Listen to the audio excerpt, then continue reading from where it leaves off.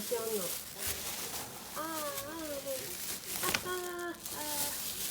まあそうなるよね。ダメよ。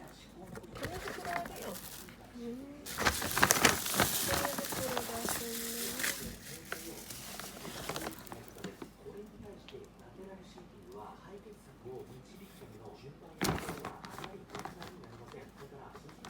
ね。紙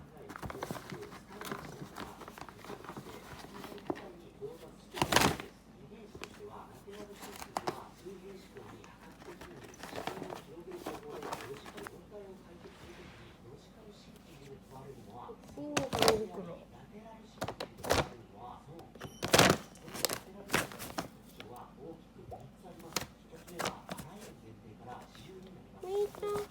みーちゃん楽しい。みーち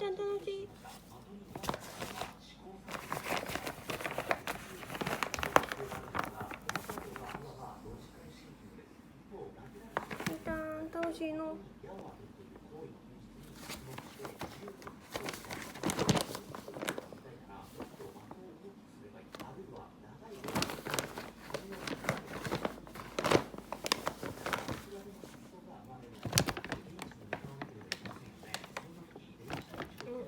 これ入っとんじゃないの？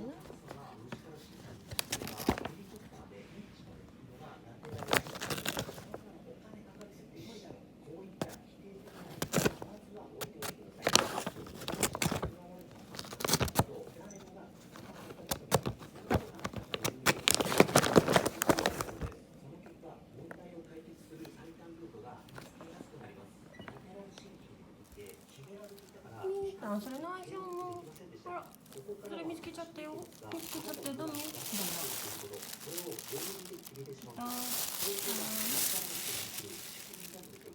サカサが面白いね。ぜひやってみてください。2つ目、ゲームばかりしている男という話です。まず結論から言うと、人生がゲームである。こうやって考えると圧倒的に楽になるんです。主人公の美咲さんが頑張らないと言っていると、セールスマンが超絶断られて締め出されるために大陸移動の可能性までこれがルミナの才能であり、セレンディピティの部分なんです。このセレンディピティを磨くためには感性のレーダーを研ぎ澄ませることが知ってるよ。こうやってどうぞ。そして感性が鈍ると発想も貧弱になってきます。だからこそ何でも当たり前だと考えるのではなく、当たり前のことに動くという習慣をつけましょう。これは無理やりでも構いません。無理やり僕が疲れた。